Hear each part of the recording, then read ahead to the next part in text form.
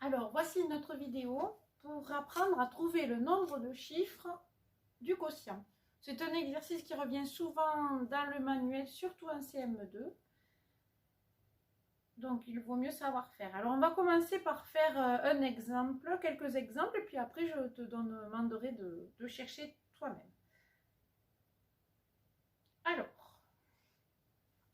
le nombre de chiffres du quotient, peut-être tu ne comprends pas ce que c'est avant de commencer par les exemples.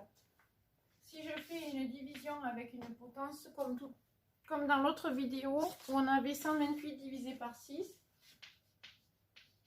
le nombre de chiffres du quotient c'est ici.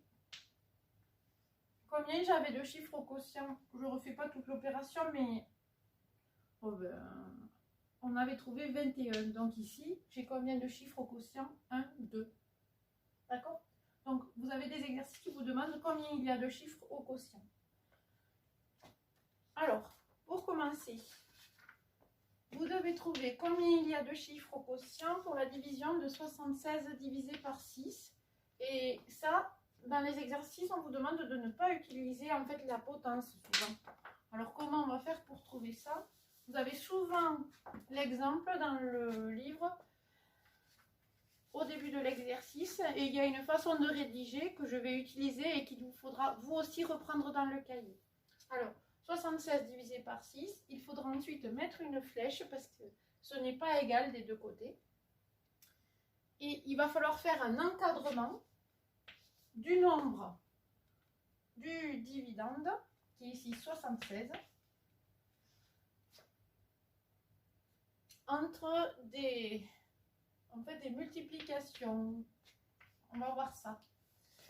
Alors, 76, c'est entre 6 fois 10 et 6 fois 100. Donc, notre quotient aura forcément deux chiffres, puisque ici, on estime que le quotient sera entre 10 et 100. Donc, à la fin, on met, donc il aura deux chiffres.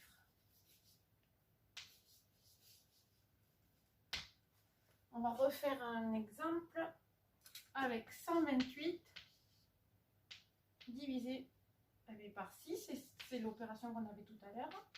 Alors, il faut encadrer 128. On reprend le chiffre diviseur, alors c'est 6.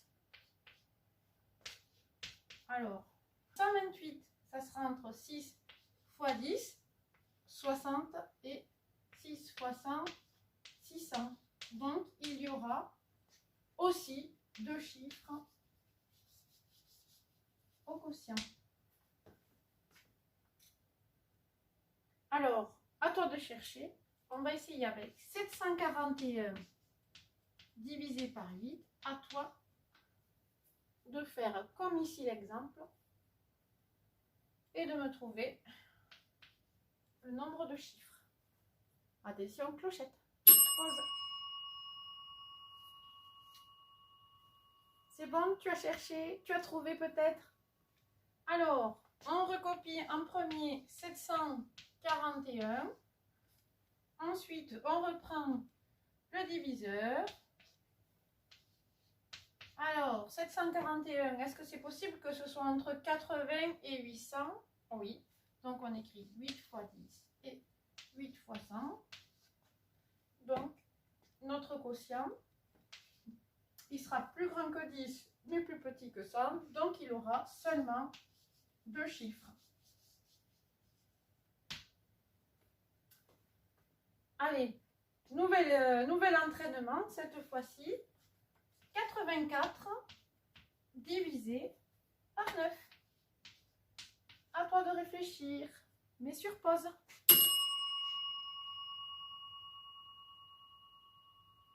Allez, on regarde, on vérifie. Donc, je pense à écrire 84 dans l'encadrement. Je reprends le chiffre du diviseur. Et là, je cherche à multiplier. Est-ce que je peux mettre 9 fois 10? Non, parce que 9 fois 10, ça fait 90 et ça sera plus grand que 84. Donc je vais devoir utiliser 9 fois 1. Et ici, 9 fois 10. Donc 84 est bien entre 9 et 90. Mon quotient est compris entre 1 et 10. Donc il aura seulement un chiffre.